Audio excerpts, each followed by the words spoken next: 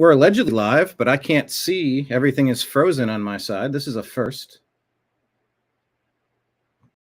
A lot of bandwidth.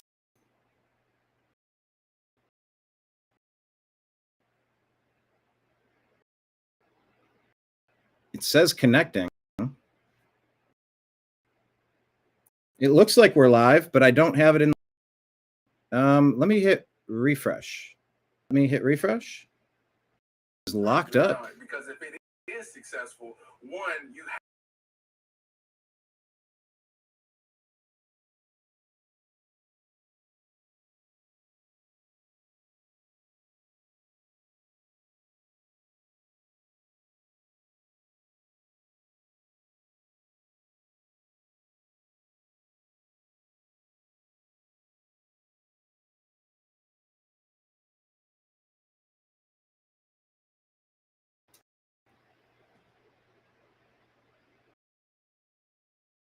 Well, this is a first for me. There we go. Launch the show, and the show didn't quite launch. But let's try that again. Hello, everybody. Now we've refreshed the feed, and everything should be hunky-dory. My name is Brian Engelman. Today is Thursday, November 6, 2025, and we are broadcasting to you live from the Orion Spiral Arm of the Milky Way Galaxy, the solar system, planet Earth, North America, the United States of America, wandering around somewhere. Thank you for being here. We got Mike Bara. We got Jim Mitchell. Ez'Ryel Robinson is out on assignment today. But we're going to look back last week in the NFL and look forward with tips and trends for this week here on the program. So without further delay, I bring to you the Unhappy Hour Sports Show presents Strictly Football. I'm Eric Metcalf, and you're watching Unhappy Hour.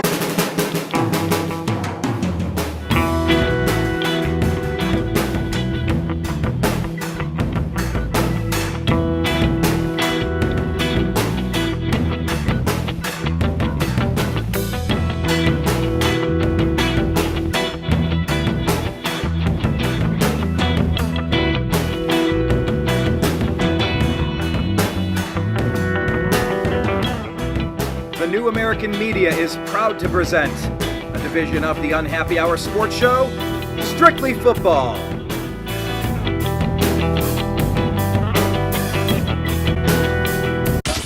It's the Unhappy Hour. All right, thank you all for being here. Thank you for dealing with me in that double intro. But I could only see what I could see, and my screen was locked up. Let's go to Mike Bara in Jigba, Seahawks fan extraordinaire. Mike, how are you, good sir? How are things? I am busy trying to get Jim's numbers thing up, so all right, don't bother me for a second. You do your thing. Let's get Jim up here. Don't bother me. Leave me be. Hello, Jim Mitchell in Jigba. How are you, good sir? Is Mike getting your numbers? Good, Brian. Good. Don't bother me. I'm busy trying to get Mike his numbers. Fantastic. He spent. None of you shall be bothered. I'll fly solo the whole show, okay? No, I'm done. I'm kidding. If that's what you want, that's what I'll do. It's handled. We do normally start with the Seahawks, but I'll get to the Seahawks in a second. I'll filibuster. Oh, there's a popular word these days. I'll filibuster for a moment, give you guys time to get caught up, and explain to you what's going on in Cleveland. It was our bye week, which of course means that the Browns lost 37-12. Not sure how that happened, but we took the L on that. The Browns are making some changes. They're going. That was a joke. We didn't actually lose, although it feels like we could have. Kevin Stefanski, for the second year in a row, is giving up play calling duties as offensive coordinator. That's going to Tommy Rees, 2 years removed from college. He is going to now be the play caller, and they are going to stick with Dylan Gabriel.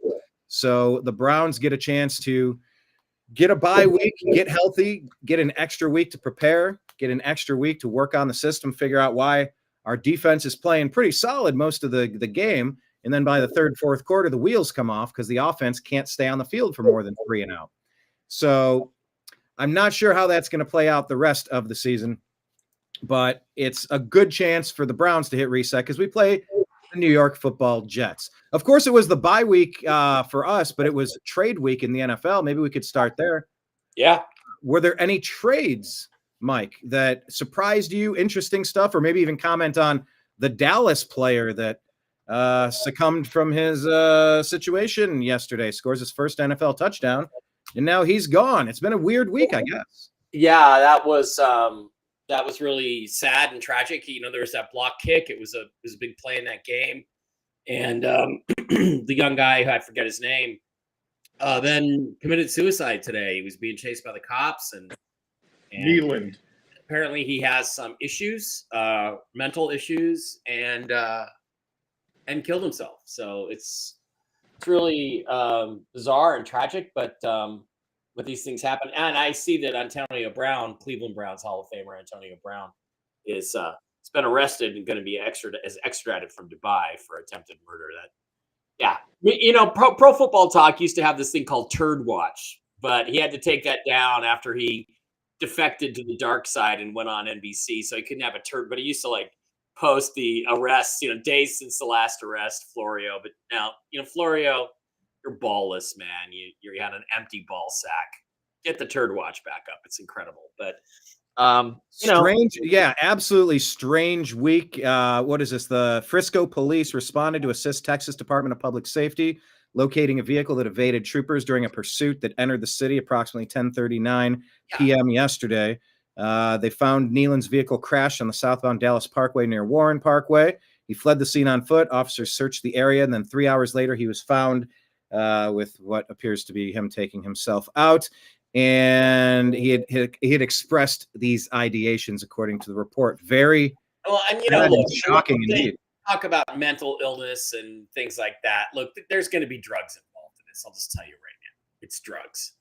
And a lot of these guys come from really awful neighborhoods, and they get involved with this stuff, and it ends tragically. So it's a shame, but that's the way it goes. So it happens in the NFL more than it should. So Antonio Brown, Jim, was taken into custody by U.S. Marshals in Dubai. He's been arrested on attempted murder charge stemming from a shooting after a celebrity boxing event in Miami. Police confirmed on Thursday. He's going to be extradited, and this is another strange one. What do you make of this one and the other? Anything involving Antonio Brown doesn't surprise me. I mean, the last couple of years of his career, I think we all remember how he exited the NFL by taking off his shoulder pads and jersey and walking in the end zone and waving to the crowd. Was that in Tampa? He did that. Yeah, I believe so. Yeah. Yeah. So no, it's status quo for Antonio Brown. Yeah. And what Mike said about Nealand. There's a possibility that narcotics are involved in this, and but there's also the possibility that he just has a mental illness. And exactly. And the question was it exasperated by the use of narcotics, whether street or prescription or a combination of both? But it was. Fortunately, it wasn't a suicide by cop type situation. Yeah. Which is just nasty. I mean, I've handled a few of those, and those are hopefully there isn't a political aspect to this either, because I remember a few years ago here in Vegas, Seahawks defensive tackle Michael Bennett went to a boxing match with a couple of other Seahawk teammates, and then he went to a nightclub called Dre's afterwards, and somebody knocked over one of the little metal poles they use for they used to just rope things off, and he decided he was being shot at because the white man just wants to kill the black man. That's my. I remember that. And he goes running through the casino. Well, and they're thinking that they're the cops that have reports of gunshots. It's actually just a little stanchion falling over. And the guy runs away like a fucking terrorist. He hides behind a slot machine and he runs away like a terrorist, all because he's had all this left-wing bullshit programmed into his brain and gets arrested by the Vegas police and then calls them racist. And the Seahawks never apologized. I'll tell you what, if I ever got rich and bought the Seahawks, the first thing we do is apologize to the Las Vegas police for the behavior of Michael Bennett that night. That's the first thing out of my mouth. So it just, because it pollutes these guys' brains, all this left-wing propaganda. And I hope that there is nothing involving that with this guy. Like, what did he think he ran a red light or a stop sign or something, and he thought the white cops were going to kill him, so he freaks out and runs and hides, and then decide, who knows? Who knows? But it's like there's a poison in our culture, and it involving Black America, and it unfortunately there's a lot of it in the NFL, and I'm sorry, but there's certain personalities in this league that I think foment that and ferment it, and it's just. I didn't mean to get off on a social commentary here. No. It's all right, because for the past 5 years they've been painting in the end zone different stuff to say. It's like, we're trying to escape the craziness of the world. We just want to spend a couple hours, root for the team we grew up, hanging out with our friends and family, watching these teams. And then in the end zones, it's like, hey, white people are bad. We got to stop all this stuff because of, it's always something. It's Mike Brown, it's George Floyd, it's this or that. It's a couple of random cases blown out of proportion. That's all Roger Goodell, and we just the best thing that could happen to the NFL is to get rid of him. And when the Michael Bennett thing happened, that was involving Las Vegas Metropolitan Police Department bicycle team, which they have on each squad. There's at least 4 2-man groups, and they were right there when it happened. I mean, they were there. And for the old school people, you're talking about Dre's. That's the northeast corner of Las Vegas Boulevard and Flamingo. Club. Yeah, formerly people know it as the Barbary Coast. Yeah, same building. Yeah, and the thing is, look, here's I'm going to tell you partially what happened. Partially what happened is, him going and he held a press conference and accusing the Vegas cops of being racist and all this shit. You're chasing this gigantic, scary, by the way, Arab-looking fucking black dude, because he's got this ridiculous Arab beard thing going, running through a casino where you think gunshots have been fired. I don't blame the cops for 2 seconds for taking the guy down and making sure. He's lucky they didn't shoot him. He's really lucky they didn't shoot him. But, with all this crap going on, and here's the thing. He knew his wife was going to find out that he was out of the nightclub trying to pick up some pussy. So he made up all this BS about being racially profiled and all this other crap. And the whole thing just makes me sick. So that makes me sick. And today's story makes me sick. And I just, sorry, I don't know what's going to heal the country, but it's probably not the Muslim, the jihadi that just got elected in New York. But let's move on to football. Let's keep it strictly football, shall we? Unless Jim has anything he wants to add to what I just said. I don't know. Jim. Okay, nothing to add on that. Yeah, it's just when you click on the NFL and you're seeing both of these stories, when you're seeing Antonio Brown, when you're seeing the Dallas Cowboys situation, it's, they got a bit of a problem. The NFL they've always had a little bit of a problem. And the question is it because of chronic traumatic encephalopathy from chronic brain bruises? Is it because of drug abuse? Is it because they're just unhinged, violent people? Who knows? I mean, we've seen all sorts of stories like this over the years. All I will say about concussions is that we've had concussions as long as we've had football, and we never used to have this kind of off-the-field behavior in the 60s and 70s. Well, yeah, the notable case that comes to mind, of course, is Junior Seau. And Junior Seau was, I've never met the guy, but, everything that I've read and seen about him, I mean, just a stand-up guy, just respectful to everybody, just a real good guy, and all of a sudden, something triggers and he goes south. You don't want me to talk about that. You really don't. Yeah, you do. In what regard, Mike? Well, okay. Junior Seau, when he shot himself in the chest, it wasn't because of concussions. He was living in a condo in Oceanside. Now, if you know the San Diego area, Oceanside is the shithole of the California coast in that area. He's living where all the naval people and the poor people live. Why? Because a few months before that, his wife divorced him because he wasn't a football player anymore, took the kids, took way more than half of his money, and he had very little to show for his life.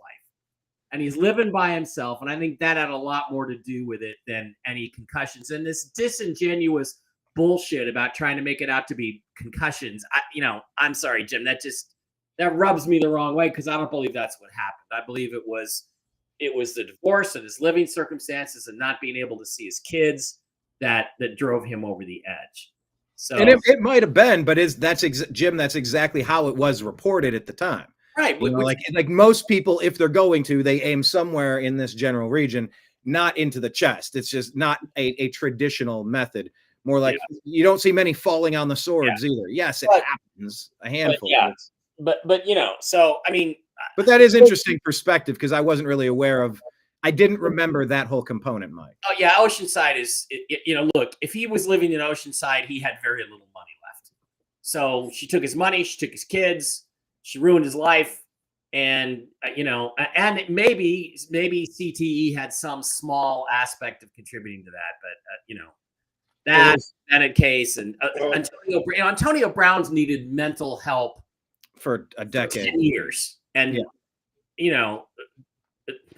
they just didn't do anything.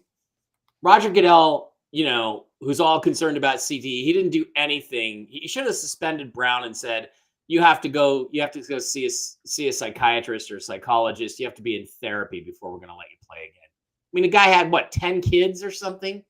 Yeah. Has 10 kids? Yeah, something like that. I remember there was a Simpsons episode where they were interviewing Drederick Tatum, and that's the Mike Tyson kind of character. And it was for Ion Springfield. And apparently he grew up there. He's like, yeah, if you ever catch me back in Springfield, I fucked up real bad. Yeah, exactly. Same kind of. So yeah, if you end up in Oceanside in a condo, I guess maybe it wasn't going so well. Well, let's talk about the Seahawks. Things are going well for the Seahawks. Man, you guys improved to 6-2. You hung 38 points on the board. Sure, it was to the Commanders, but they're an NFL team. They have jerseys and everything. Mike, what did you make of this one? Well, yeah, it was a great performance by my boys and Jim's boys. I had Regina Mitchell's wonderful pizza. Enjoyed the game thoroughly. It was dominance from front to back. And here's the thing. Yeah, the Redskins are down. They're weak. They're a little bit injured. Jaden Daniels was coming back. Clearly, he was not 100%. Clearly, he's not the physical quarterback he was last year. And then he gets that terrible dislocation. So he's going to be out another 4 or 5 weeks. He probably can come back and play later. But this season's turning out to be kind of a write-off for the Commanders, the Redskins. Yeah. And but here's the thing. Here's what I always like to say. I remember when the Cowboys beat the Cardinals or something like 56-14 in 1995. Emmitt Smith, they're coming off their first Super Bowl win. And everybody's like, oh yeah, they beat the Cardinals. And I'm like, you know what? But that's what championship teams do. Mm-hmm. They destroy bad football teams. And that's what the Seahawks did to the Redskins. So that's what's impressive about it. Sam Darnold at one point was 16 for 16, literally perfect, and well over a couple hundred yards by then. He ended up with 330 yards. Ken Walker didn't run for a lot of yards, but they ran the ball well when they needed to. Jackson Smith-Njigba was terrific again. Top 5 receiver in the NFL. You can make an argument he's number 1. He's number 1 in yards, for one thing.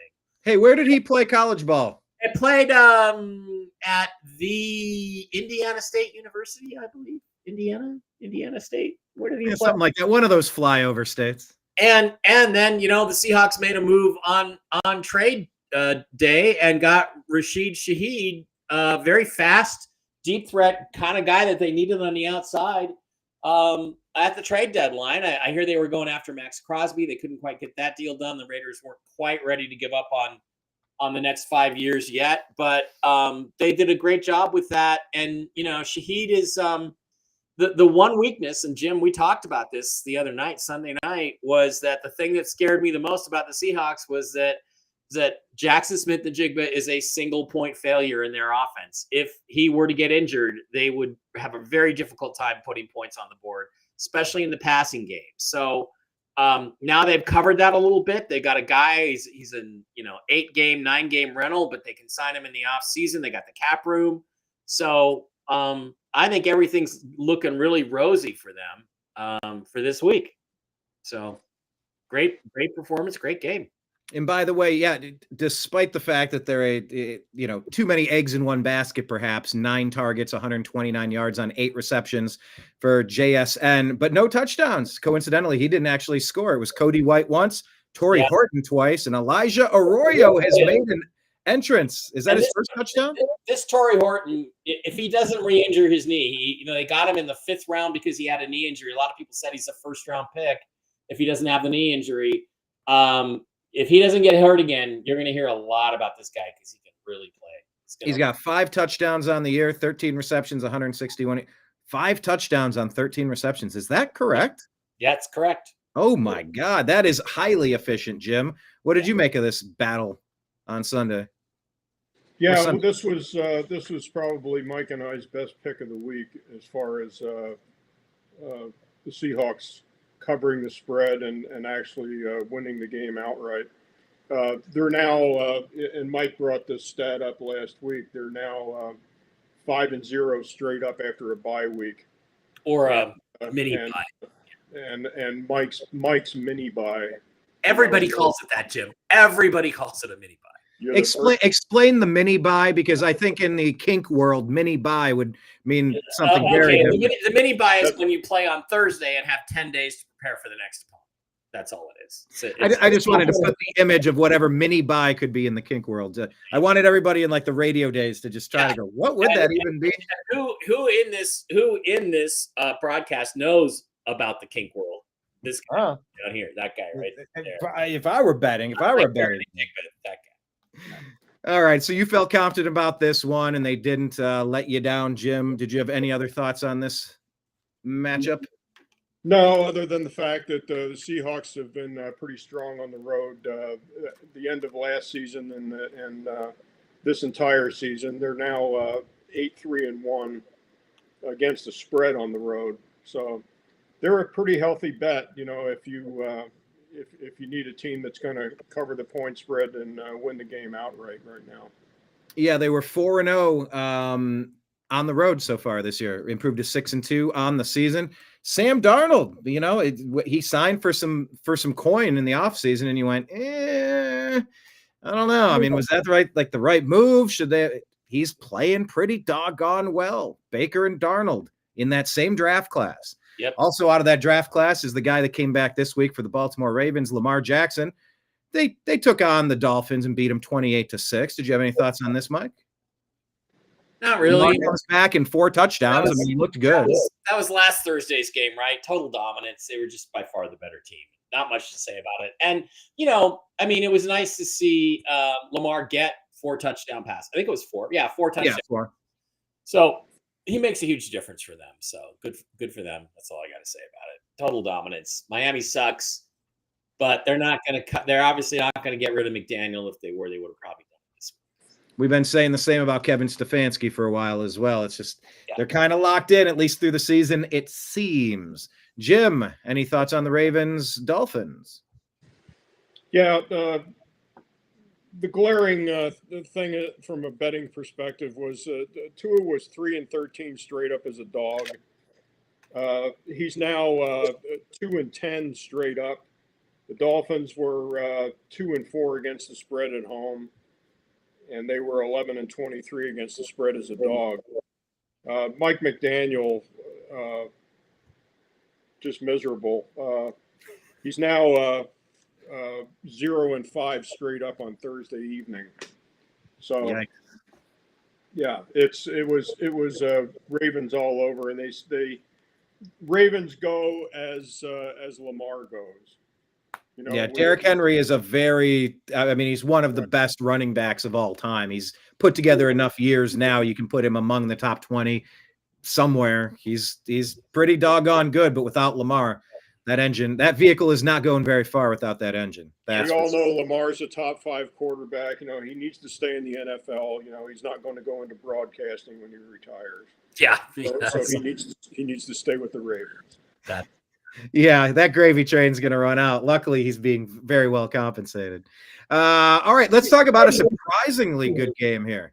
This was Bears and Bengals, a double B score, both in the 40s. I hope you picked the over on this one. The Cincinnati Joe Flacco's fell 5 points short. Mike, this was a back and forth game.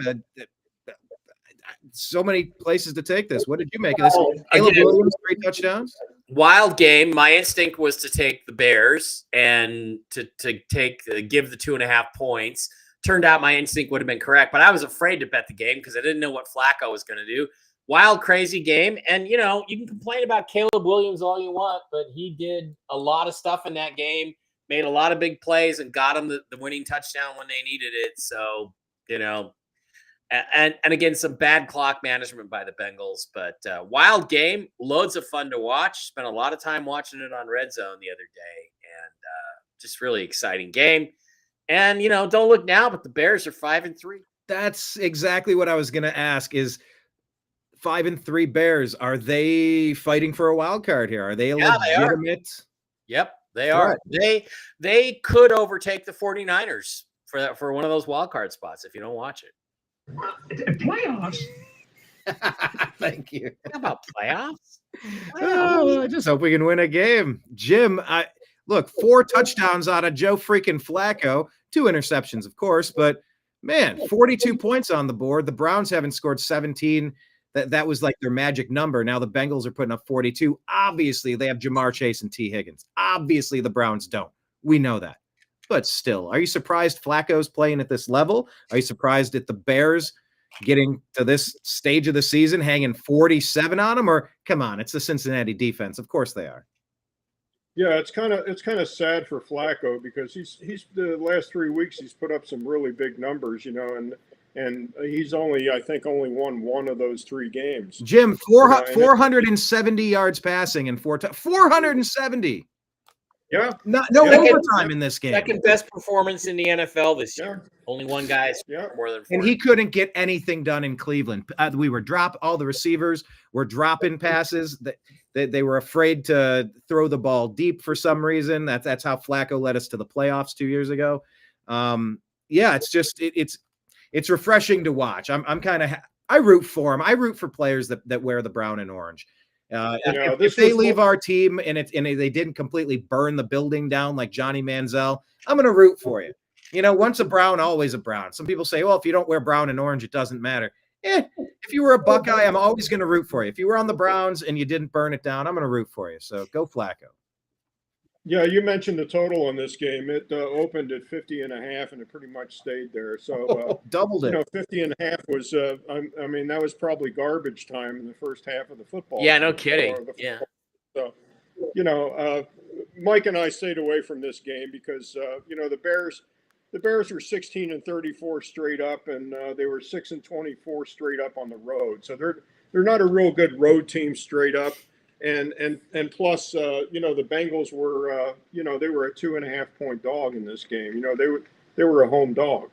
So this was a stay away. This was kind of a quasi corner game. So it wasn't a corner game for me, but it scared me to bet on it. That's for sure. Any thoughts on the Colston Loveland play to win the game? I mean, Cincinnati had this done. And they throw, I don't know how long of a route that was. Was that a 10-yarder, a 20-yarder? No, it was 30 or 40 yards. People trying to tackle him, and he breaks through all of them. Well, they basically you got to tackle in this league, right? And you got to good angles, and good safeties are hard to find. And, that's why, you look at a team like the 2013 Seahawks that had Cam Chancellor and Earl Thomas. They didn't just try to knock guys over. They tackled them. They tried to knock this tight end over, Loveland, who's twice as big as they are, and they bounced off of him like a rubber ball off a battleship, and he just runs for a touchdown. Amazing game. Great game. Yeah, I like when games are competitive. I like when there's a lot of scoring. I just want to see some I want to see some interesting plays. Just keep me interested. I love games when I don't have money on it and it's competitive. It's a little back and forth like a boxing match. A couple punches landed by both sides. I loved it. Talk about another one with some punches on both sides. JJ McCarthy comes back and takes down the Lions.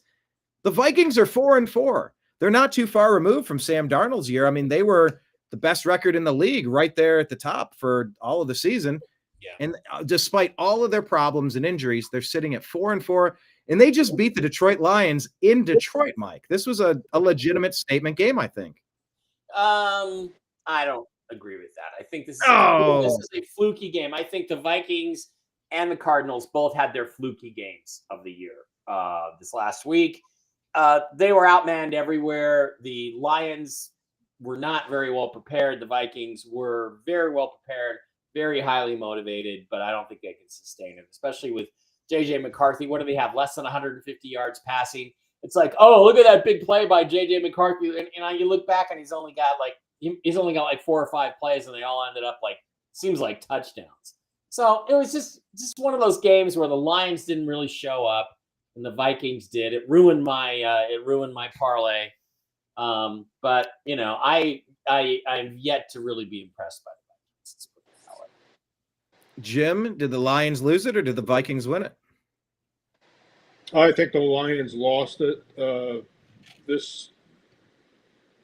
As Mike went last week, this also ruined my parlay. The Lions were going into this game. They were 42-13 straight up. They were 17 against the spread, and they were 29-10 against the spread at home. And they were 4-1 straight up at home against the Vikings. So this was screaming, go ahead and take the Lions, not necessarily laying the 8.5, but just convert it to a money line bet on the parlay. And this was a solid bet, but it's the National Football League, and you never know, especially division games. But I think probably the Vikings are probably playing over their head. Bless you, Bara. Thank you. So, I mean, maybe. What about that division in general now? With the Bears being competitive, the Vikings bouncing back, the Lions and Green Bay Packers. I mean, that is the premier division in all of football. Would anyone disagree? I think it's up in the air. Lions are going to have to play a lot better and a lot more physical. I think that was the thing about it, was the Vikings were just really physical, really hit them, and really said, we're here. Well, the Lions are one of the major bounce back teams in the league. If they lose a game, especially a division game, they're going to come out and that Campbell just worked their ass off this week. So yeah, they're going to come back and beat the Redskins. Well, let's talk about the other team in that division, the Packers. Did any of us have this on our game card? Did we predict that the Panthers were going to beat the Packers and that they'd be pretty doggone close with their records? Panthers improved to 5-4 on the year. Green Bay drops to 5-2-1, which is almost 5-3. Mike, how surprising was this that the Panthers got the 3-point win over the Packers at home? It was pretty surprising, but as you watch the game, I mean, basically the Panthers, probably their strength, I guess, is their offensive line, and their defense is pretty good. And, when it shows up, and they had one of those games, this is their second or third game like this, where they've really played well defensively. And with this guy, what's his name? Rico Dowdle. Yeah, they just shoved the ball down the Packers' throats all day long. They control the clock. They control the ball. Jordan Love couldn't make the big plays over the top, and Packers lost. And I thought it was hilarious, to be honest with you, because it's not like Bryce Young is doing anything. He had 102 yards and an interception or something. Yeah. He didn't do anything, and they won the game. So Dowdle has a banged up quadricep, limited participant in Thursday practice. They're 5-4. 5-4. Panthers are 5-4. I mean, but look, Rico Dowdle is third in the league in rushing yards, 735. He's third in the league in rushing. So that's how you're building a team, Jim. Yep. They're able to maintain possession. They're able to keep the sticks going. They're getting enough to get it done, and it kind of starts and stops with the running game. What did you make of this? Yeah, the Packers, I'm sorry, the Panthers are one game behind the Buccaneers. I mean, they're in second place in the South. Oh, so, that's surprising. This was another game that killed my parlay, but my parlay was dead, after the Lion game. But this game just screamed Green Bay, and what's happened to Green Bay? It wasn't so much I was betting Green Bay because of the good things that Green Bay does, but it was a bet against the Panthers for the most part. Right. It was the Panthers are 3-17 straight up on the road. I mean, who wouldn't put the Packers on a parlay ticket on the money line? Jim, this ain't your daddy's Panthers. This ain't your daddy's Panthers. Obviously not. Yeah, surprising. But I always love when these teams that you expect zero out of, they're competitive, they're feisty, they're in the wild card hunt. It's great for the sport. I don't like things being predetermined before the year starts, and I love seeing it. Oh, and every year there's 2 or 3 new teams in the playoffs. Playoffs? Yeah. Exactly. Well, that one happened, and that makes their division even tighter as the Packers lose. Jim, were you saying? Jake Delhomme isn't walking through that door, though. Hey, now. And Derek Anderson. We got some players that played for the Browns and the Panthers. We go back with that. All right, let's talk about the Los Angeles Football Chargers. They win 27-20 in a pretty close game here over the Tennessee Titans, who dropped to 1-8 on the year. Mike, Justin Herbert, 2 touchdowns, 1 interception, 250 yards. Okay, whatever. But he had 57 yards rushing on the ground and a touchdown with a long of 29. What did you take away from this game that was a little too close for comfort, maybe? Well, yeah, 307 yards and 3 touchdowns just by Justin Herbert alone, 2 throwing and 1 rushing. He basically was the reason they won, him being better than Cam Ward. Cam Ward continues to not do much. Tennessee's just a really rotten football team. I think Joe Alt got injured again. He's going to be out for a few weeks. It looks like that's a shame. But the Chargers may be 6-3, but they're not good. They don't really do anything well. They don't do anything really well. They got a ways to go to build. I'm not impressed with them. I think they might be in the hunt for a wild card, but I don't think they're in the hunt for the division. I think Kansas City wins that fairly easily. So, I just don't have much to say about this game. The team that should have won, they weren't very impressive. The Chargers continue to not be very impressive. And they're missing both of their top running backs, Najee Harris and Omarion Hampton. Yeah. And now Alt, he had another right ankle injury. He was carted off. Harbaugh didn't have an update on the condition, but says he feels bad for him. I don't know what the status of moving forward, how bad it is. But, the Chargers have pieces, but they're still 6-3. I mean, they're still in a great position. We'll see how the season plays out. But, Jim, they are kind of erratic. I don't know if could we call the Chargers erratic or injury plagued? I don't know what you would say, but they sort of got the win. Not very convincingly, though. Oh, yeah. Alt is out for the season. I just read it. Yeah. I thought I saw that too, but I wanted to double check. He is out. Betting perspective, erratic is probably a good word for this team. I mean, this game opened Chargers 10.5 road favorite, which is a huge number on the road. It doesn't matter who they're playing. And it was bet down to 8.5, and then it went right back up to 9.5. So no one was going to make up their mind on whether or not the Chargers were actually going to cover the number, and of course they didn't. And the glaring number was this: the Titans were 0-11 against the spread at home in Nashville, and this was the one game where they covered the point spread. The past 12 games they've covered 1 point spread at home, and this was it. So the Chargers are very inconsistent as far as a team to bet. Yeah. I'll just leave it at that. Yeah. Well, there's another inconsistent team, the Falcons. They fall to 3-5. They lose this one. I mean, they stormed back with 9 points in the fourth quarter, 1 point short to the Patriots, who improve to 7-2 on the day. Mike, your buddy Michael Penis Jr., 3 touchdowns, no mistakes, but not enough this day. Yeah. And Penis played well. I guess he did have a fumble, but he didn't lose it. Yeah, but I mean, this is if the Lions game didn't screw up my parlay, this game was going to, because they didn't beat the spread. New England was up 14, I think twice during the game, and kept letting Atlanta back in it. It's kind of a lazy game, I thought, for the Patriots defensively. And Penix was effective, and Atlanta's terrible on the road, but Penix showed that they're gonna be winning on the road here soon, because he played pretty well and kept them in the game, and kept the game closer than it needed to be, kept the game closer than I wanted it to be, and ruined my parlay. But again, Drake May solid. New England's the better team. They should have won. They did, but barely. Yeah, and by the way, Drake London, 14 targets, 3 touchdowns. Oh yeah, he was spectacular. Yeah, London was monster day. We've been waiting for that out of Drake London for 3 years now? 4 years? How long has he been in the league? Yeah. Once again, see if he can be consistent. Jim, a 1 point game, and New England just keeps chugging off the wins here.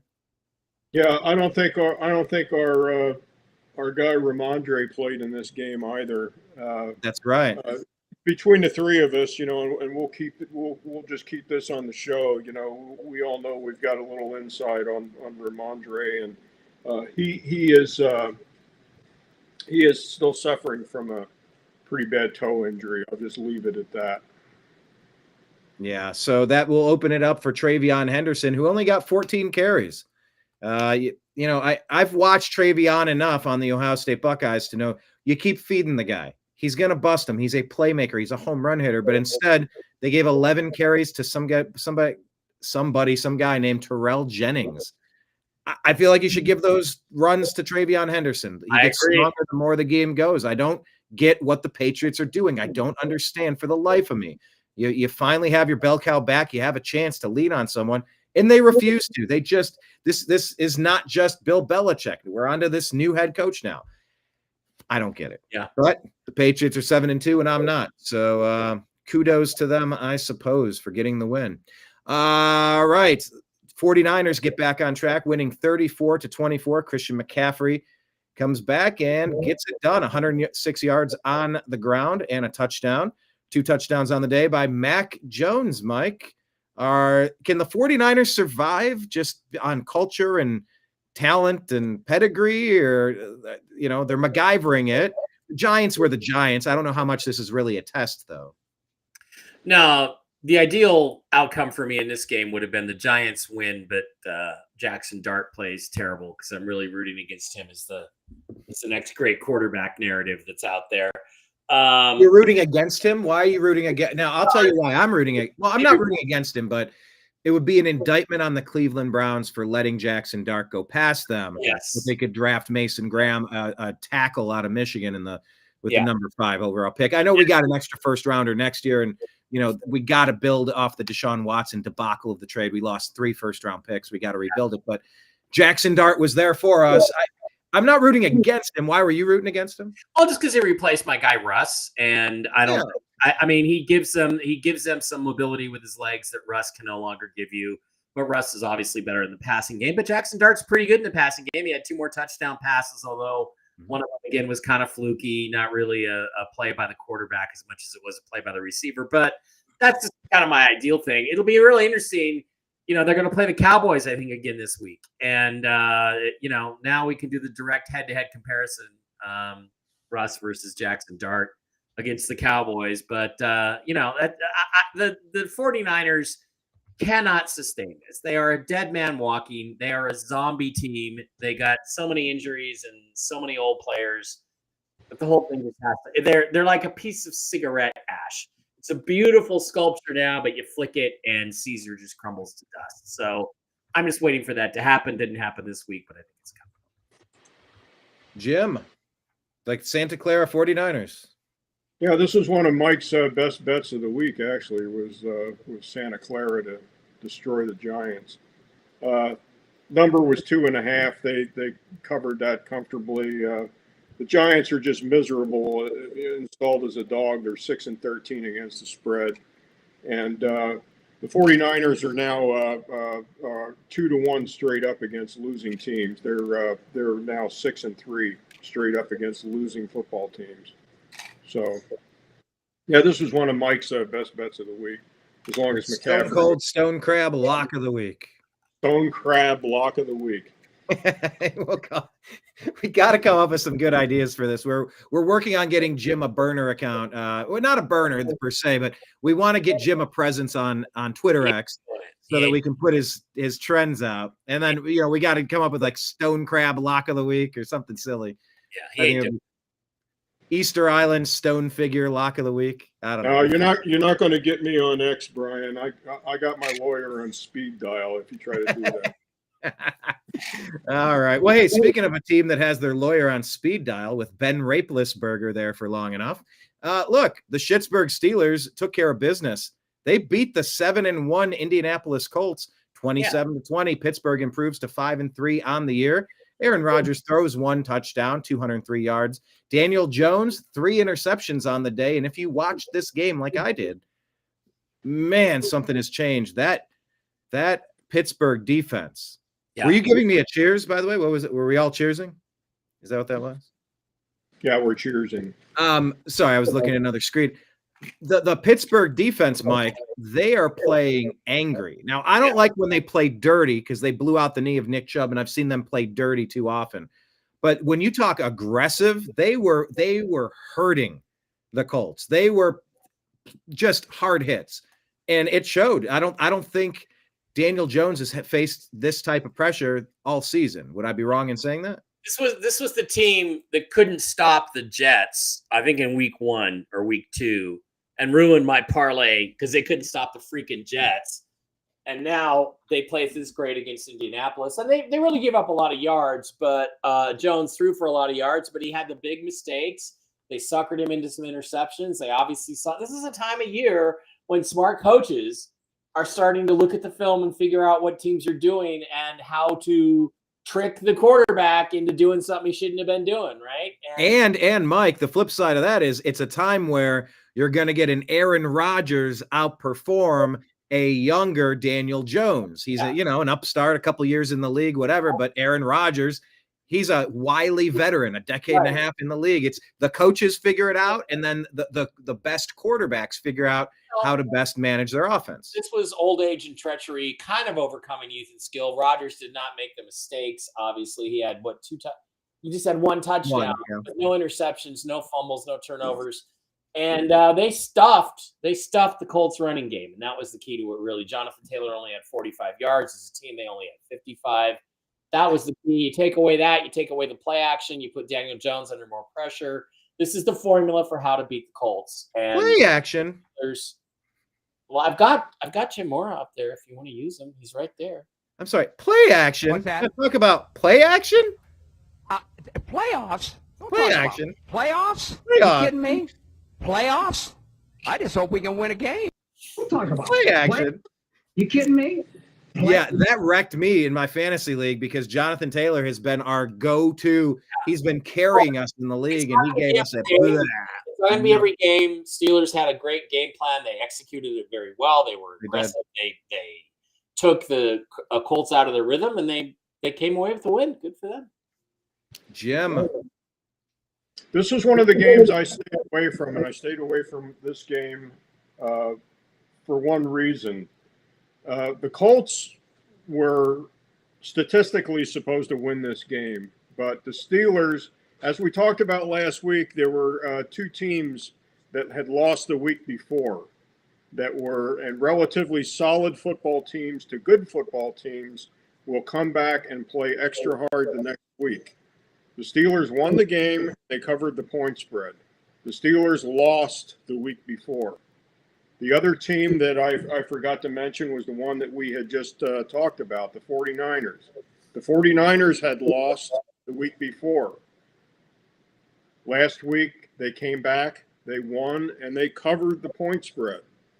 So this happens more often than not, and that's why I didn't play this game. The Colts going into this game were 6-0 against the spread versus the AFC, and they were 6-2 against the spread this year. But the Steelers were 21-9 straight up as a home dog. And they were 9-3-2 against the spread when getting 3 or more points at home. So this game was a no bet for me. So I laid off it. Yeah, it's a game changer when your defense can force 6 turnovers. 6 turnovers. That is insane. And I mean, they were getting punched in the mouth. The Indianapolis Colts were all day long. To qualify what you just said, Brian, that's been the Steelers' Achilles heel all year is their defense. Yeah, right. And they showed up and played like the Steelers. Yeah. Mm-hmm. Yeah, it's been said about the Ravens too. It's been their defense that's been, typically, traditionally, since they stole the Browns and came into the league, that they've had a great defense. Not so much this year at all. They took care of it this week, but of course that was against the Dolphins. So we'll see next week. This is another low-scoring game, 18-15. Broncos get the win. They improved to 7-2 on the year. Houston Texans drop this one, 15-18. CJ Stroud got knocked out of this game real quick. That was a dinger. He took a ding to the skull. He got that concussion protocol, and he missed the whole game, essentially. He only had 6 passes on 10 attempts, 6 completions on 10 attempts, Mike. But Bonus did enough to get it done. Denver improves to 7-2. Yeah, he's going to be out this week too, CJ Stroud. And that was a game really, the Texans were winning rather comfortably with Stroud in the game. Once he went out, they were finished. The Broncos weren't very good, but they were good enough to squeak out the win on the road.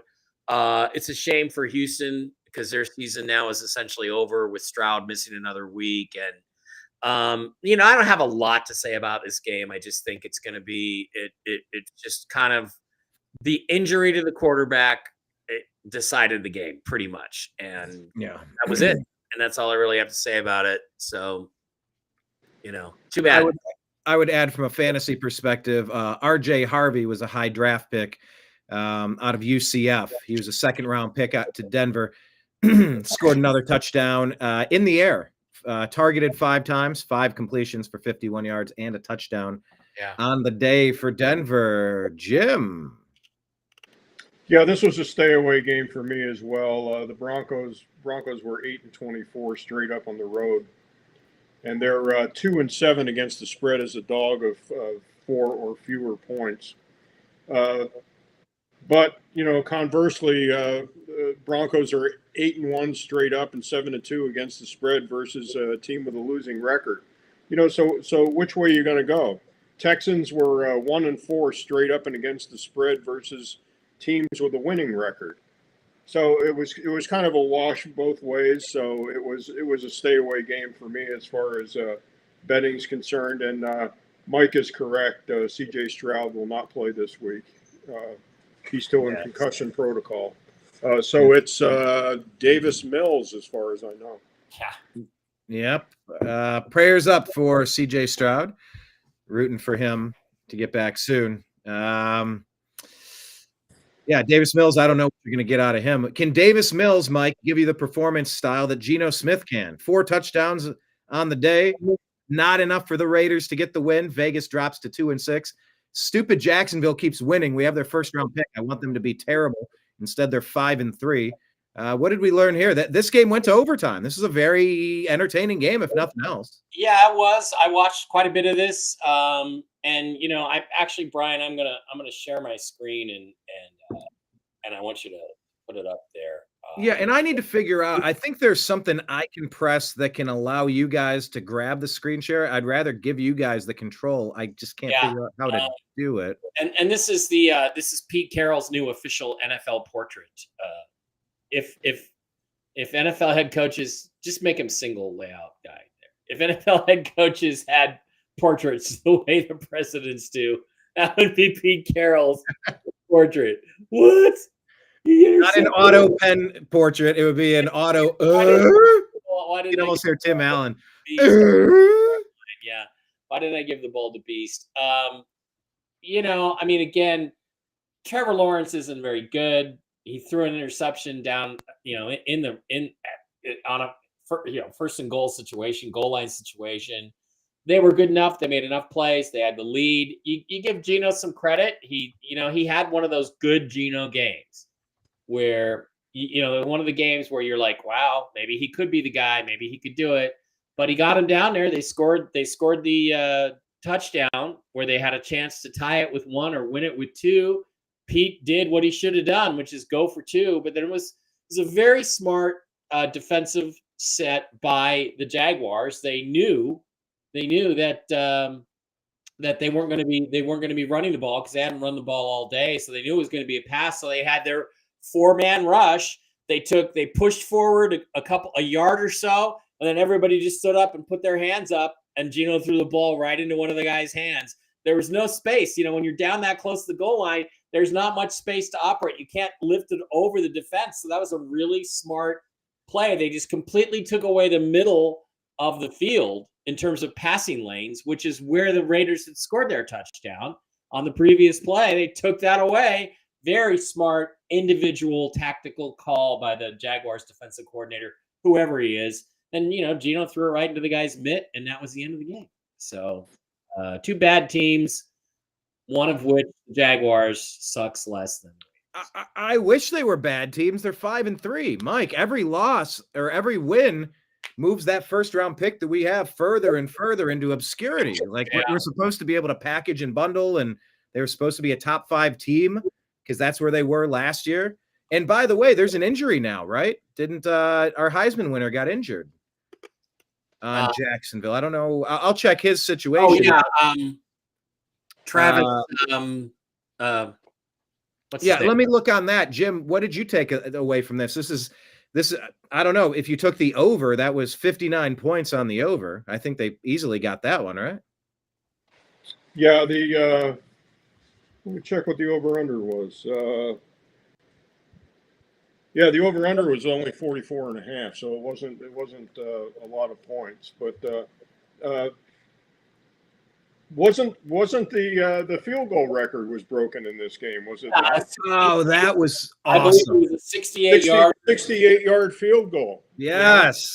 Yeah. How cool was that, guys? I love that. Well, this brings up a debate. And Jim, I want to know what you want to think. And Brian, I think it's time to take the kicking balls away from the kickers. I think this is getting ridiculous, especially indoors. I think, they give them the balls, I think, an hour or two to prep and scuff up and everything. I think that they should fill the balls up absolutely as stiff and rigid as they can and not let anybody touch them in the game, just to increase the odds that they're going to miss. Because I think it's ridiculous. It wasn't like he was kicking off an artificial surface either. I mean, the stadium here is natural grass, but I think it's awesome. What did they say about the 3-minute mile? Am I thinking the number right? Is it 5-minute mile, 3-minute mile? 4-minute mile. 4 minutes. Yeah, whatever. The original record was held by Tom Dempsey. Anybody over the age of 60 remembers Tom Dempsey. Mm-hmm. Mm-hmm. He had the club foot. He played for the New Orleans Saints. Oh, we had Lou the Toe Grows. Yeah, the story is like nobody could break that record, and then once it was done, then a ton of people started breaking. It was just like almost psychological. Can I kick a 68-yarder? Yeah, damn right you can. You can kick a 70-yarder. Yeah, was it Rich Carless in Denver that Rich Carless broke Dempsey's record, and it goes on and on. Justin Tucker had it for a little bit, and now Cam Little has it. I remember that call. We should look it up, the Tom Dempsey kick, because Tom Dempsey had no toes on his kicking foot, and he was a straight-ahead kicker. Yeah, that's straight-ahead kick, but it gave him sort of a wedge foot. But I remember he wore half a shoe, and the front of his shoe was actually, it was like a sledgehammer. Yeah, and it was funny because I remember the announcer, because I was watching it live. He goes, "The Redskins now, or the Saints now, are going to try a field goal from their own 37." And it was just like, you tell me, announcer was like, "This is the stupidest thing ever," and he freaking made it. That was a great kick. It was a great moment. Yeah, I like seeing stuff like this for the league. It's just fun to see people setting new records and knowing that you can continue innovating. I don't know if they're holding the ball. I don't mind about that. I'm just saying, I think it's time to to create some more uncertainty in the game. And when your guys are kicking 68-yard field goals, let's take the ball prep away from them. I'll tell you what, I've seen Myles Garrett jump the line and block them. I've seen a lot of shank it to the right and left. They banned that too. I They're mean, not automatic. No, I love that. It's awesome for the game. but I do too. I would leave that in. Cam Chancellor was the first guy to do that, to leap over the center and block the field goal. It was an amazing play. And then another Saints guy did it, and another guy did it, and then they freaking banned it. That play should be completely legal because, wow, what a great athletic play. But I just think 68-yard field goals, again, I think if you take the balls away, if you give them a brand new ball to kick every time, no preparation, no scuffing, make them just kick it raw, it's going to increase the number of misses, and I think that would be good because it's getting. By the way, Ian Rappaport says Travis Hunter, the Jaguars rookie wide receiver cornerback, the number 2 overall pick that the Browns traded away from that position. He had a non-contact knee injury during practice on Thursday, October 30th, ahead of Week 9. So he was placed on injured reserve, and he'll miss at least 4 games. They don't see that anything is confirmed to be torn apart or structurally unsound, but that is the latest with the Jaguars. You're missing maybe one of your best players, if not your most talented. He's the Heisman winner. You picked him number 2. He's a big playmaker on both sides of the ball. That's going to hurt them. So we'll see how that impacts the team moving forward. All right, let's talk about the Los Angeles Rams. They win 34-10 over the New Orleans Aints, the AINTS, no S, the Aints, the paper bag over their head. LA improves to 6-2 on the year. Matt Stafford just stacking up credentials, Mike, for potential MVP candidate this year. 4 touchdowns, 281 yards in the air. What did you make of this one? Obviously, the Saints aren't very good, but the Rams took care of business. This was an easy game. We talked about it last week, all of us, how this is such a sure bet game. It went exactly the way I thought it was. I don't forget what the spread was, 13 or 14 points, but I did put them on my parlay, but I thought later, what did you do that for? I should have, the 2 teams I bet, 2 of the teams that I bet and gave the points was the Seahawks and then the Rams, but I should have put the Seahawks and the Rams together. I would have made a lot more money. That was a foolish choice on my part because this is an obvious win. Tyler Shuck's first game as a professional. And I think Jim mentioned that Sean McVay eats up rookie quarterbacks in their first start. Or their first, season. So couldn't have been more obvious. Just, 2 teams that are not completely, they're polar opposites of the spectrum. And, Tyler Shuck, you can rip on my guy Spencer Rattler all you want, but Shuck was no better. In fact, he probably wasn't as good. So we'll see how Shuck develops, but not expected to my mind at all. Yeah, when you're 1-8, you might have the opportunity to develop a little bit. Yeah. Where was Shuck taken? He was taken in what round? I believe he was a 3rd round pick by the third Saints. round pick. Yeah. Okay. I would ask Jim his thoughts, but he disappeared off the screen, it seems. So we could move on to the next game. We expect Jim to. When Jim comes back, we'll ask him about Rams Saints. Meanwhile, we can talk about the Buffalo Bills. Mm-hmm. I like seeing this. I like seeing Kansas City drop to almost 500. They're 5-4 on the year. Buffalo improves to 6-2. Did they figure it out? Did they crack the code, Buffalo, on how to beat Kansas City? Does Josh Allen know how to beat Patrick? They always beat them in the regular season. It's the playoffs they can't seem to beat them. Playoffs. And so they always beat them in the regular season. They did again. It was a physical game. They made Mahomes uncomfortable. That's the key. And the refs did not intervene to help the Chiefs at all that I saw. So the Bills just were a little bit more muscular. Josh Allen scored 1 rushing touchdown, I think, or actually had 2 on a tush push. He didn't need a tush push. That guy's gigantic, and he just shoved it over the end line. And solid physical game. We'll see what happens when the 2 teams play in the playoffs. Yeah, if Kansas City can even make it, they're a few games back to some other teams that are playing a little bit better. But I just don't know who's going to beat them for the division. The Chargers, I don't believe in them at all. So we'll see. That's fair. Well, I mean, the Broncos are they have control for now. Playoffs? Don't talk about playoffs. You kidding me? Playoffs? I just hope we can win a game. Play action. Talking about play action. We need to do a whole series of those. What did happen? Look, I love it. I love seeing Kansas City fall to earth. Plenty of games left. I'm not going to jump to conclusions, but Buffalo picking up where they left off. Will they get another chance to go to the Super Bowl? We'll see. They improved to 6-2 on the year, and I, for one, am very happy that Kansas City lost. I guess one more game of the week. The Cardinals took out the Cowboys. Too bad Izzy's not here to have to defend himself. Yeah, I think that's why Izzy cut out on us this week, is because he didn't want to take harassment over the Cowboys performance, because they were. But he kind of called it. He's like, they're going to have a bad game, and they always do. By the way, did you see Kyler Murray was placed on injured reserve 4 weeks? Yeah. They use this BS excuse that it's about his foot and it has to fully heal, or he could re-injure it. Baloney. They found their quarterback who's good enough, Jacoby Brissett. I think that they look at him as being good enough, and I don't think that Murray's going to give them anything more than Brissett is giving them. So they're just going to put Kyler out there, and I guarantee you he's not in Arizona. Now, remember, Izzy had that theory that when the video game came out, he was going to take an extended leave of absence, and this is exactly following the trend. Yeah. That's hilarious. I don't remember which game it was. It Call of Duty or was it Modern Warfare? I don't remember. Call of Duty, yeah. Did that come out yet, or is that on its? I don't remember exactly if it came out or if it's on the way out, or either way, if he's gone for a month and it overlaps, that's going to be hilarious because Izzy called it that was going to happen. Look, Jacoby Brissett filled in in Cleveland. He plays okay. 2 touchdowns, no interceptions, 261 yards, 21 to 31. He does enough to get it done. Marvin Harrison kind of getting his season back on track with the touchdown. Trey McBride as well. But yeah, Dak Prescott, people have been getting kind of dragged through ESPN right now because they're calling Dak Prescott trash.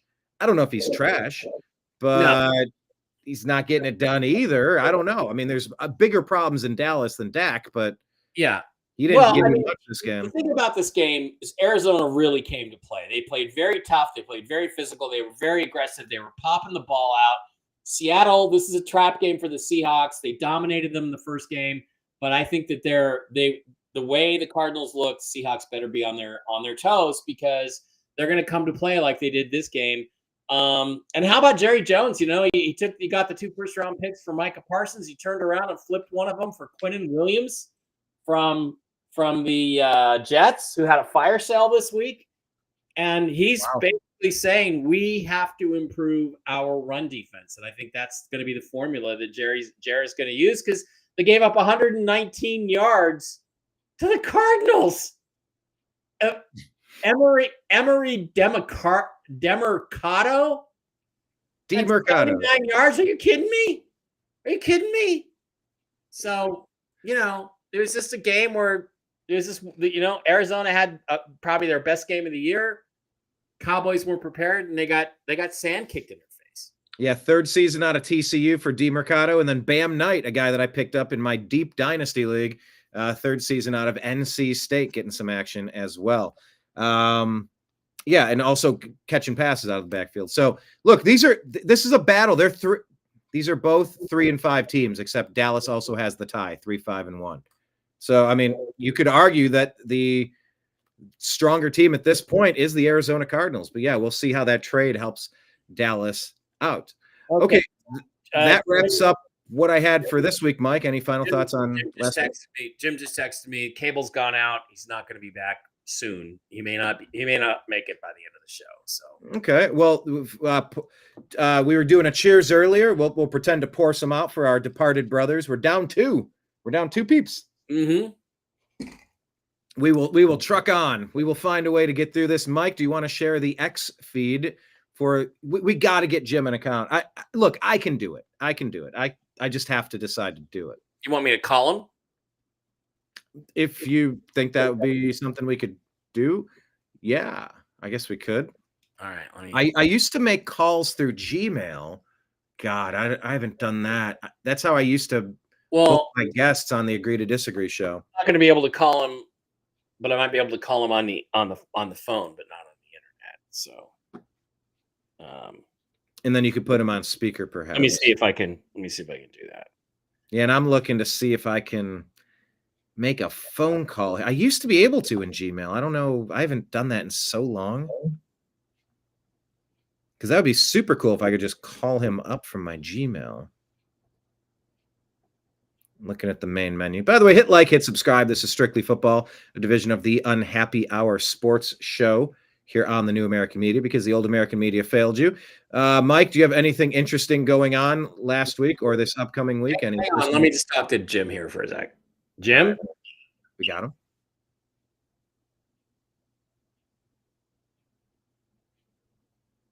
I think it's on mute. Yes, it's on mute. All right, so let them talk that over and see if he is going to give his projections and betting trends for this week. But hit like, hit subscribe for the show. Share it to a couple of your friends. We're on season 2, episode 10, talking football, mostly strictly football. Occasionally we talk about other stuff. Additionally, in this program, we're going to do our NFL game picker. Last week was week 9. I was 8-6 last week. Not fantastic, but above water. I improved to 84-51 on the season. And then we're going to make our picks following the betting trends. Mike is back, perhaps. Is he on mute? I'm just waiting to see if I can get Jim on the phone to do his picks. If not, we'll just do his, Well, what we could do is we could make our NFL game picker while we wait to see Jim. We could do it a little out of order. Let's do that. Do you want to do yours first? Do you want me to do mine? Why don't you do yours while I'm waiting on Jim? Perfect. So Las Vegas, Denver, we got to get this pick in because in about 20 minutes, this game is going to start. I'm going to go ahead and take Denver over Vegas. The 7-2 Broncos, man, Bo Nix, good for them. Atlanta, Indianapolis. I think Indianapolis is going to bounce back at home super strong, taking them over the Falcons. Baltimore at Minnesota. This is a coin flip. It is in Minnesota. The Vikings did do okay. Look, they beat a tough Lions team regardless. I know Baltimore bounced back and they looked better, but I'm going to pick Minnesota Vikings here. Buffalo over Miami. I'm picking Buffalo. Cleveland over New York. This is my lock of the week. 2-6 Browns should absolutely destroy the New York Jets, which means they could lose. But I don't think there's any remote possibility of that, given that the Jets have had a fire sale, a lot of trades, clearing up the books. It's a lost season, and we get to play them. Jacksonville, Houston. I'm going to go Jacksonville because of the quarterback situation, unfortunately, but I hope I'm wrong. Oh, this is going to be a game of the week. New England at Tampa Bay. Man, am I looking forward to this. But I'm going to go with the second Tom Brady team instead of the first Tom Brady team. I'm going to pick the Buccaneers to get this win. The bye week is going to help the banged up Bucs for sure. New Orleans at Carolina. I'm going Panthers. Panthers are legit. Don't look now. New York at Chicago. Chicago's legit. I'm picking the Bears. Arizona at Seattle, like Mike said, that's a trap game. That's a tough one. You better watch out. Better not cry. You better not pout. I'm telling you why. The Cardinals are coming to town. I'm going to pick the Seattle Seahawks, however. They should take care of business. But watch out. The Jacoby Brissetts are feisty. Detroit at Washington.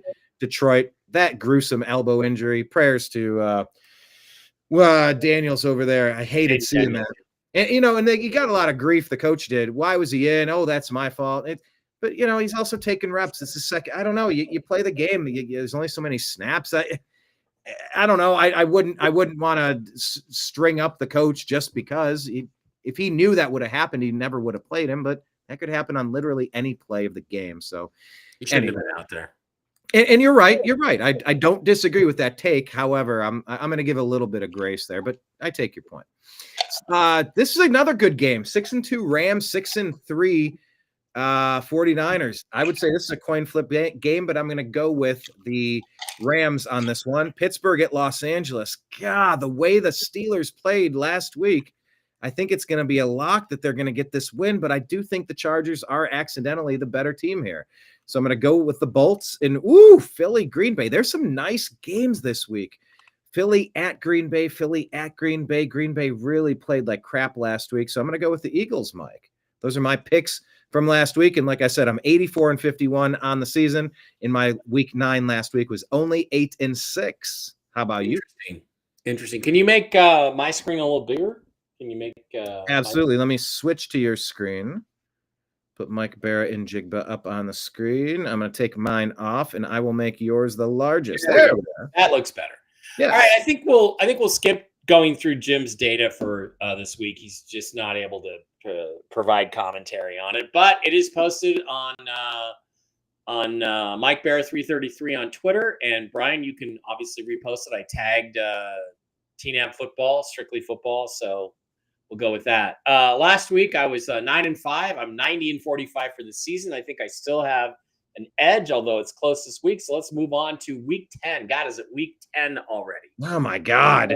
At least you're in playoff contention. I'm just sitting in purgatory of another Brown season, you know? Yeah. Well, Raiders at Denver kicks off in just about 25 minutes. So we got to wrap the show up here. I'd like to say the Raiders are going to fight, but they're not going to fight. The Broncos are the better team. They're at home. There's the altitude, and the Raiders traded away one of their receivers who's well liked in the locker room. I think that's a sign to the team. And there was big, heavy talk. I mean, I think I heard Max Crosby almost became a Seahawk this last Tuesday. Maybe if they'd had one more day, they could have worked out a deal. That's discouraging to players. I don't think they're going to play very hard or very tough. I think this game might even get Pete Carroll fired if it gets out of hand. So I'm going to take the Broncos tonight. I actually bet this game. I bet on the money line, or not the money line. I bet the spread. I gave the 8.5. I really think the Broncos are going to win. But I got to be honest, I don't like any other games really hardly at all this week. I do kind of like this one. I like the Colts bounce back game at home against the Falcons, who aren't very good on the road. I doubt the Falcons play as well as they played last week. Colts have revenge in mind. I think the Colts win this game. I might bet that one. Baltimore, Minnesota, don't want to touch it, but I think with Lamar back, the Ravens are kind of on a roll here. It was a good tune-up game last week against the Dolphins. I think they come in and knock the Vikings off. The Bills and the Dolphins, nothing to see here. Bills are going to win that one. It may be closer than people think, but Bills are going to win that one. Browns, Jets. Again, the Jets had the fire sale. The Browns have 2 wins compared to 1. They're the better team. Not by that much, but they're better. So I think the Browns are going to win this game in New York. Jacksonville at Houston. I would favor Texans if CJ Stroud was playing. He's not. I think the Jags are going to squeak it out and go to 6-3 over Houston. Tampa and New England. New England almost lost last week. I think they do lose this week. I think that they go to 7-3 and Tampa goes to 7-4. Wow, the crummy game of the week, New Orleans and Carolina. I'd like to pick New Orleans, but Rattler's not playing. Carolina's at home. I think they win that one. Again, I don't know what the spread is, but I'm not betting it. New York at Chicago. I was wrong. They're not playing the Cowboys this week. I've got to like Caleb Williams and the Bears at home. They just have a lot more bullets in the gun than the Giants do without Cam Scatterbo now. I don't expect the Giants. And Malik Neighbors. And Malik Neighbors. I think they'll put up a fight, but I don't expect the Giants to win. Arizona, Seattle. I think there's a real danger here for the Seahawks to blow this game, but I do think with Rashawn Sheehy, the new receiver, is that his name? Rashid Shaheed. Rashid Shaheed. I think they're going to get him involved a little bit. He's going to make a difference. I think the team's going to play well enough to beat the Cardinals at home. But I don't know. I'm not giving the points. I think they're 6.5 point favorites. I'm not giving the points. I don't think. Let me see what the. And by the way, Mike, just while you look that up, 6.5. I love Shaheed for your team. I mean, Justin Jefferson used to do it for Sam Darnold last year, giving another weapon to free up a little bit of JSN, who is having an MVP type season. There's Jim. Okay, we'll go through Jim's stuff when I get done with my picks, I guess. Detroit and Washington again. Redskins without Jaden Daniels, they're down. I think the Lions are going to be mad. They're going to go in and win. Rams, 49ers. I like the Rams here. The 49ers won the first matchup. I think the Rams come back and beat them. The 49ers are dead men walking. It's just a question of time. Steelers Chargers, Steelers, Chargers, Steelers, Chargers. Neither team is very good. Neither team is really that good. Do you go with the Steelers? Actually, I think I'm going to go with the Steelers because I just think the Chargers are soft, and I don't think they're going to win this game. So I'm going to do that. And then Packers, Eagles. Packers, Eagles. Look, Eagles are a little hotter. Packers don't look so good the last couple of weeks. 2 out of the last 3 weeks. I like the Eagles at Green Bay. Wow, 2 losses in a row at Lambeau. That would be something else. So that's my pick. That's true. All right, Mr. Jim Mitchell, caveman style. Welcome back. He's in the cave, man. We lost all power, but we're back up. Welcome back. All right, so let's start off with last week. How did you fare in week 9? Right above Atlanta. Click on that. It was week 9. I was I believe I was 9-5. Yes, I was 9-5. Solid. So I missed. How were you last week, Mike? Oh, I was last week. I was 9-5, I believe. Yeah, and I was 8, and I was 8-6. You know, if I keep going 9-5, you guys are going to have a hard time catching up to me. I'm 90-45 on the season now. So. Yeah, I'm sitting there. I'm 84-51. Yeah. So I'm about 6 games back. Yeah. Well, that we got to get Jim ranked in here. He's not in our leaderboard. I'm in second place. I'm 86-49 on the season. Well, how do we get you? We got to add him to the leaderboard somehow. We only have the 3 of us. You know what? I got to go over to Jim's house and get on his computer and. I'm just so far behind. I mean, we don't have 9 weeks logged in on the leaderboard. So yeah. Oh yeah, we know that's fine. But we want to get it set up the right way moving forward, if possible. Okay. So these are your picks for this week. Walk us through what you got. Okay, I got Denver winning the game tonight against the Raiders. The Raiders are I believe 4-0 in Denver, but that statistic coming up that if they played overtime on Thursday, that's a miserable statistic. So they're not going to win the game.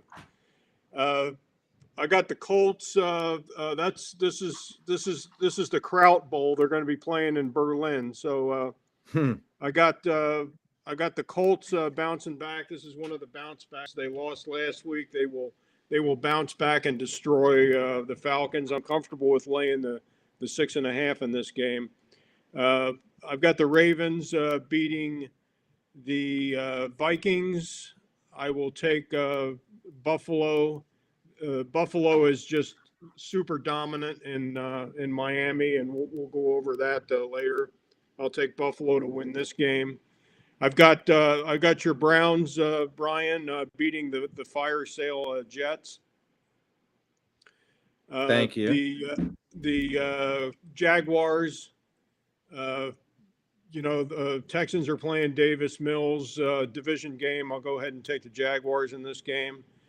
I'll take the Baker Mayfields to go ahead and win the game narrowly against the Patriots. Ramondre Stevenson is again, he isn't supposed to be playing this week. We'll take the Panthers. They're on a roll. They will beat the Saints. Another division game. I will take the Bears at home to beat the Giants. This is probably going to be my stone cold pick of the week. The Seahawks will destroy the Cardinals. Call of Duty is not supposed to be playing this week.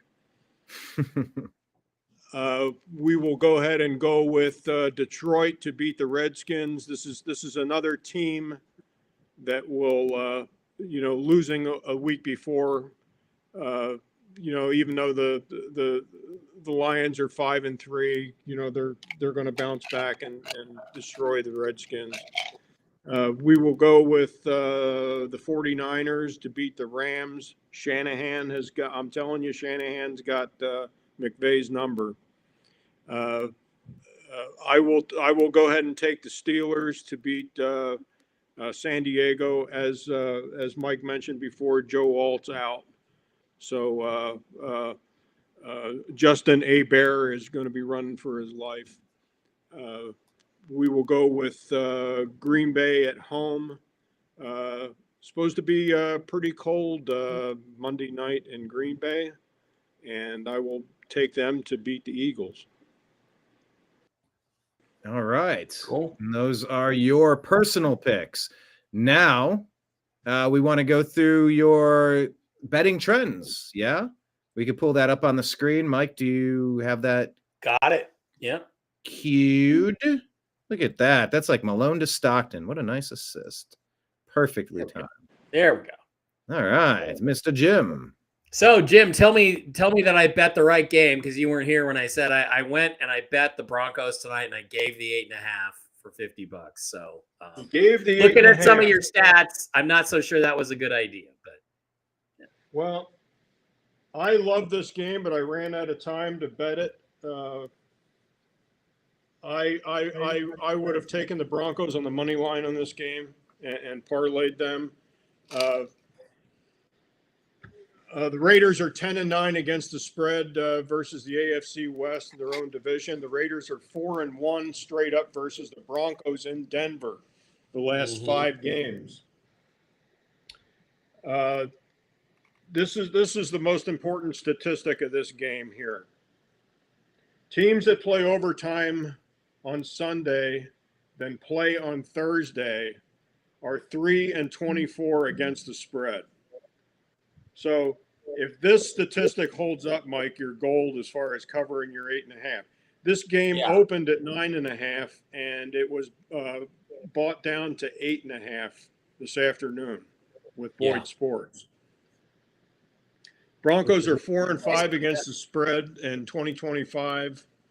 They are 21-27 against the spread. Broncos are 11-3 against the spread when installed as a favorite, but they are 9-0 straight up at home. Bo Nix is 8-2 against the spread as a home favorite. The Broncos are 9-1 straight up and 8-2 against the spread versus a team with a losing record. Favorites of 4 or more are 46-17-1 straight up. Yeah. You know, Jim, there's one other thing here that factored into me betting this game on the and given the points is the fact that it's a short week. The Raiders played overtime and they're at altitude, so I expect the Raiders to kind of cave in the fourth quarter tonight. I really do. Even if it's a game, I think they'll fall apart in the fourth quarter. I read a stat this afternoon also, which is interesting. The Broncos have been scoring in the fourth quarter 46% of their points in every game. Well, that one game, how many did they have? 24 in the fourth? That was 33 points to beat the Giants in the fourth. 33 it was. Yeah, in New York. Right. Yeah. So if they're not covering the spread in the third quarter, you know, it's not time to fall on the sword. You know, just wait it out. They'll figure it out. Yeah. The next game, this is the Kraut Bowl. It's going to be in Berlin. The Falcons at the Colts. The Colts opened as a 6.5-point favorite. They are still 6.5. The weather in Berlin at this time is supposed to be 46 degrees and cloudy. So it's going to be you said 46? 46 degrees in Berlin on Sunday. All right. Falcons are 8-21 straight up on the road. They are 7-15 against the spread as a dog. The Colts are 6-3 against the spread. And favorites of 4 or more points are 46-17-1 straight up. This is one of my favorite picks of the week. I feel comfortably betting the Colts. The Colts are on my bounce back list for this week. My bounce list include the Colts, the Packers, and the Lions. These three teams lost last week. They're all three solid football teams, and solid football teams tend to not only bounce back and win the game, but also cover a point spread. So I would be confident laying the 6.5. I don't usually like betting a number over 3, but the Falcons. Next game, another division game, Saints at Panthers. The Panthers are a 5.5-point favorite. Boyd Sports had them open Monday at 5.5. They're still 5.5. This line has not moved. Game time, 74 degrees and partly cloudy. Saints are 1-7 against the spread as a dog. They are 2-3 straight up versus the Panthers in Charlotte. And again, favorites of 4 or more points are 46-17-1 straight up. I thought about playing this game. I am not going to play this game, nor will I put the Panthers on a money line. I think I like the Panthers on the money line. Okay, I hear you. Yeah, if you have to bet it, go ahead and bet the money line. But 5.5 is a lot of points for this type of division game, the NFC South. Giants at the Bears. Game time is 43 degrees, and it's supposed to snow on Sunday in Chicago. I love snow games. Right. The Bears opened at 3.5. It's been bet up to 4.5. So there's Chicago money coming in on this game. Mm-hmm. The Giants are 21-16 against the spread as a road dog. They are 6-14 against the spread as a dog. This is a Santa Clara stat as far as a team that played Santa Clara the week before. They are 19-35 straight up the week after. The Bears are 17-34 straight up. So not a real attractive game to bet. If this game will go as Caleb Williams goes. So next game, Jaguars at Texans, another division game. The Texans opened at 1.5. It is still 1.5. Check that. This point spread has moved. The Jaguars are now favored by 1.5. They flipped by 3. This point spread moved by 3. Yeah. Well, I think once they knew C.J. Stroud was out, that's when it flipped, right? Well, we knew C.J. Stroud was out in the middle of the last game that he played when he dislocated that elbow. He was not going to play. So this game opened at 1.5 Texans. It's now 1.5 Jaguars. The Texans are 8-5 straight up at home. The Texans are 1-5 straight up and against the spread versus teams with winning records. The Texans are 8-3 straight up versus the Jaguars, and they are 2-2 straight up at home versus the Jaguars. This is going to be a stay away game for me just based on that injury. This is one of these games where you don't need that game. There are enough other games to bet. Next game, I like a lot on the money line. The Bills are a 9.5-point favorite in this game. This game opened at 9.5. It's still 9.5. 84 degrees and thunderstorms in Miami on Sunday. Wow. Bills are 16-12 against the spread. They are 14-2 straight up against the Dolphins. They are 3-1 straight up versus the Dolphins in Miami. The Bills are 5-4-1 against the spread versus the Dolphins. Favorites of 4 or more points are 46-17-1 straight up. Double-digit favorites are 14-11 against the spread, but they are 24-3 straight up. Tua is 3-14 straight up as a dog. He is 2-10 straight up. Dolphins are 2-5 against the spread at home, and they are 1-17 straight up versus teams with winning records. So this game screams Bills money line. Yep. I was just gonna say that. You like to put it. Okay, flip it over to Ravens Vikings. Ravens Vikings. Ravens are a 4.5 point road favorite. This opened at 4.5. It is still 4.5. The over/under has gone up in this game. It opened at 47.5. It was bet up to 48.5. So this is look at this as going to be a relatively high-scoring game.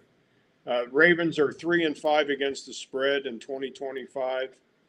That number is kind of skewed.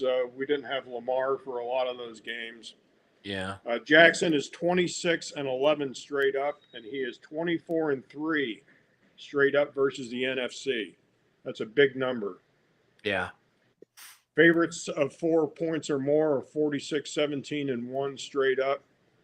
The Vikings are 4-2 against the spread as a dog. Teams that played the Lions prior are 8-13 straight up, and they are only 6-15 against the spread the week after. So I don't know, Jim. I kind of like the way that lines up. I kind of like Ravens on the money line on that one. Yeah, usually when Vegas puts the number at 4 or 4.5, they're telling you that this team is going to win the game. Mm-hmm. So whether or not the half point, the 1.5 kind of scares me. I would love 3. If it were 3 in this game, I'd pull the trigger on Baltimore. Yeah. But if you have to bet the game, I'd probably parlay them on a money line. Brian's Browns against the Fire Sale Jets. 59 degrees in New Jersey and rain on Sunday. Browns. Quinshon Judkins time. Browns are now a 2.5 point favorite. They are still 2.5 at Boyd Sports. Browns are 19-33 against the spread after losing a game. They are 0-4 straight up on the road. Jets are 6-17 against the spread when the spread is between +3 and -3. So this is a no bet for me. Yeah, don't bet this. Don't bet this sucker. This is the consummate corner football game. Yeah. I will stay away from it. Sorry, Brian, but it is. Look, we have a new offensive coordinator. Watch us turn it on. We're going to win every game from here. You just watch. We'll see. Watch us turn it on. Brian's suiting up this week, Mike. Man, I would. I would love to play opposite Myles Garrett. That would be incredible. Patriots at the Buccaneers. Buccaneers are a 2.5 point favorite. They opened at 2.5. They're still 2.5. 83 degrees and rain in Tampa forecasted for Sunday. Patriots are 6-0 straight up, 5-1 against the spread. Mike Vrabel is 27-14-1 against the spread as a dog of 3 points or more. And I got big question marks behind that. So if this game moves up a 0.5 point, then that play will be looked at in this game. Buccaneers are 14-4 straight up as a home favorite. That's a big number. So I think this is I'll watch this game, but I won't be betting this game. Cardinals at Seahawks. Seahawks are a 6.5 point favorite. They opened at 6.5. They are still 6.5. This is a division game. forecast in Seattle is 62 degrees and cloudy. The Cardinals are 25-9 against the spread on the road. They are 8-22 straight up versus the NFC West. And they are 2-16 straight up versus the NFC West in November, December, and January during the regular season. So that's a huge number. That's an 8-1 advantage in favor of the Seahawks. Yeah. As far as winning the game, not necessarily the point spread. And these last two Cardinal statistics, just to let you know, these games more applied to Kyler Murray starting the game, but still it was the Cardinals. Yeah. And we got Jacoby Brisket. He'll be at the barbecue in the parking lot next to the Seahawks stadium. Then brisket sounds good any time of day. Yeah. Seahawks are 4-9 against the spread at home, but Not good. Not good, but they are 8-0 straight up versus the Cardinals. And they are 3-0 straight up at home versus the Cardinals. Favorites of 4 points or more are 46-17-1 straight up. I like this game. I'm not crazy about the 6.5, but I think the Seahawks win and cover in this game. Well, Mike, what do you think? Well, if I lose tonight, I'm taking the Seahawks on the money line as part of maybe a 3-team parlay because I do think they're going to win the game, but I don't like 6.5. I don't like 6.5. So no, it's a big division number, but I think they've pretty much packed it in for Kyler this year. I said at the beginning of the season, Kyler Murray's not going to be with the Cardinals next year. Yeah. Next game, Rams, another division game, NFC West. Rams are a 4.5-point favorite. This game opened at 3.5. It was bet up to 4.5. So there is Los Angeles money coming in on this game. 78 degrees and partly cloudy, 52 miles south of San Francisco, where the game will be played. Rams are 14-5 against the spread. They are 4-10 straight up versus the 49ers. The Rams are only 2-2 straight up versus the 49ers in Santa Clara. If I were to bet this game, I would go ahead and take the 49ers, and I would take the 4.5 points. Even though the Rams are a really good football team, but it's a division game, and the Shanahans know how to play Los Angeles. Yeah, I really think, the Rams, but you just can't go against that Shanahan-McVay thing, That's a fact. I agree with that. Lions, this is the late Sunday afternoon game. Kickoff in this game is going to be 1:25 Pacific time. So this is a possible hedge game. If you're going to do a parlay, you just have to be standing in the sports book and getting ready to bet the other side of this game. I like this game on the money line. The Lions are an 8.5-point favorite in this game. It opened at 8.5. It's still 8.5. The Redskins will be without Jaden Daniels in this game. 67 degrees and rain in Washington, D.C. Game time. Lions are 42-14 straight up. Again, this is a bounce back game for the Lions, so I really expect them to win the game outright. The Lions are 17-9 against the spread. Jared Goff is 21-6 against the spread on the road. The Lions are 13-0 straight up after a loss. 13-0, boys. Wow. The Lions are 12-0 against the spread after a loss. 8.5 is a big number to cover against the spread. Yeah. 12-0 against the spread, that might be worth looking at. But who are the Redskins without Daniels, though? I don't know.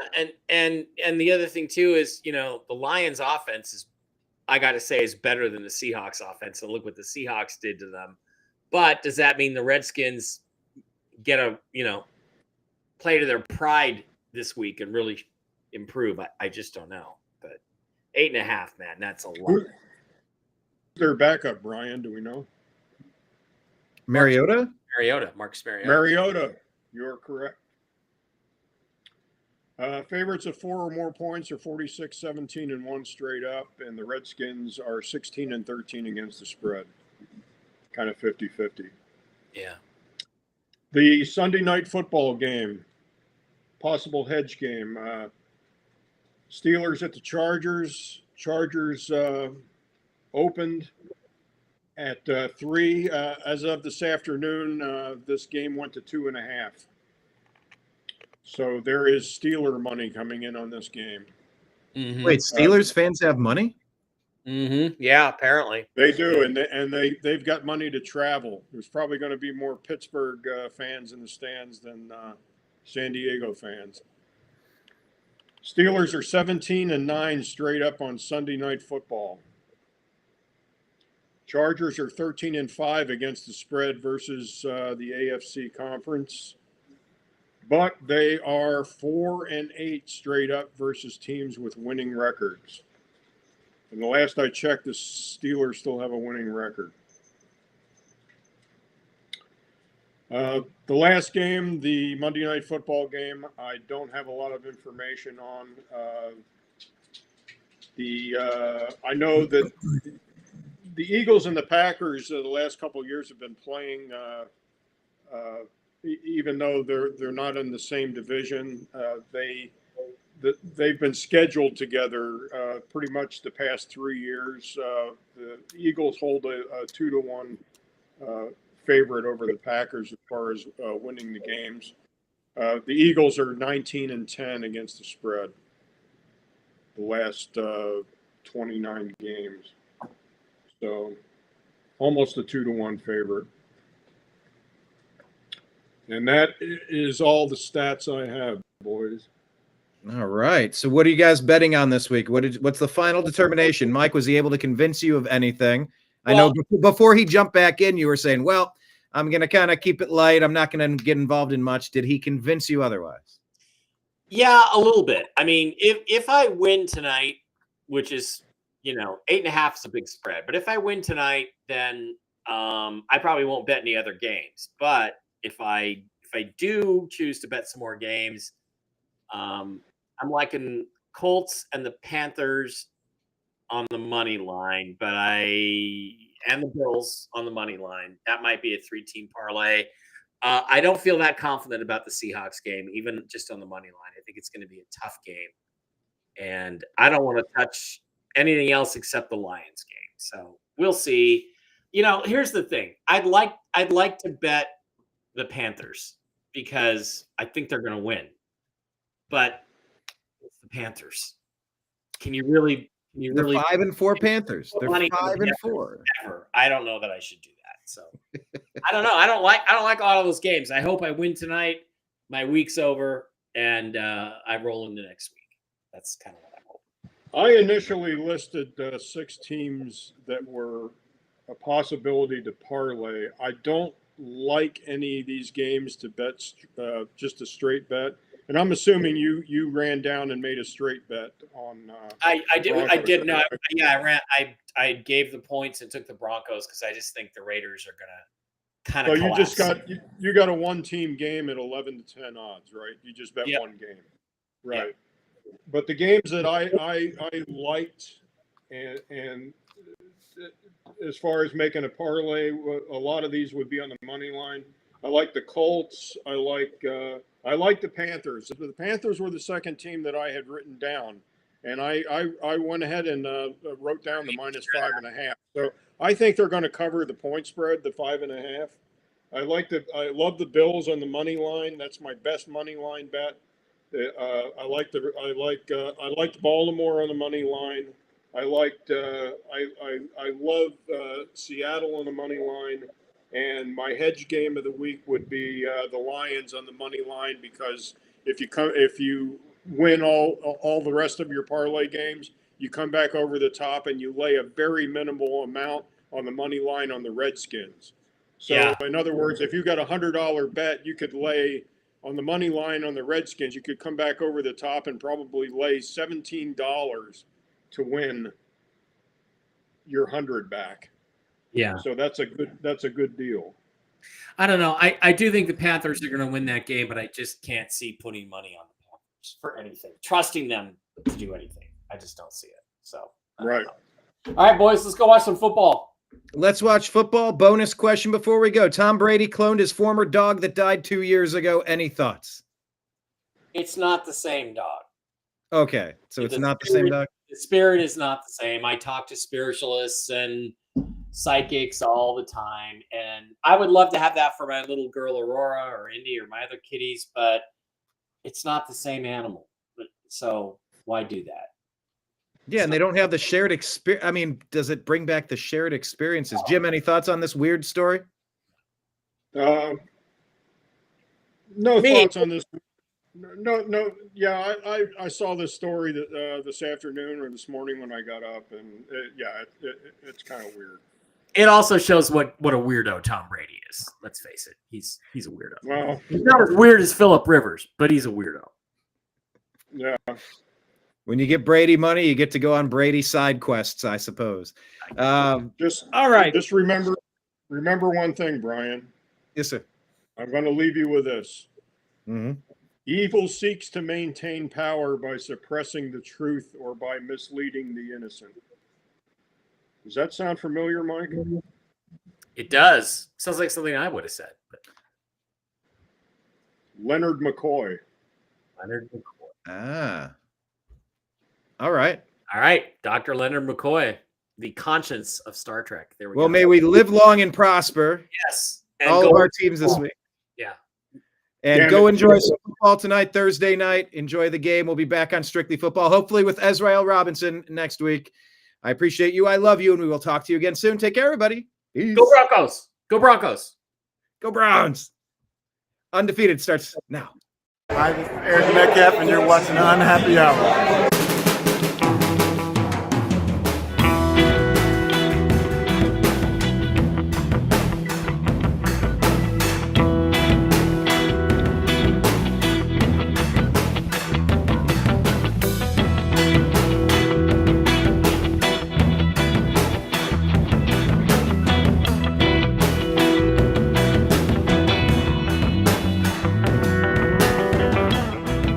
New American Media is proud to present a division of the Unhappy Hour Sports Show, Strictly Football.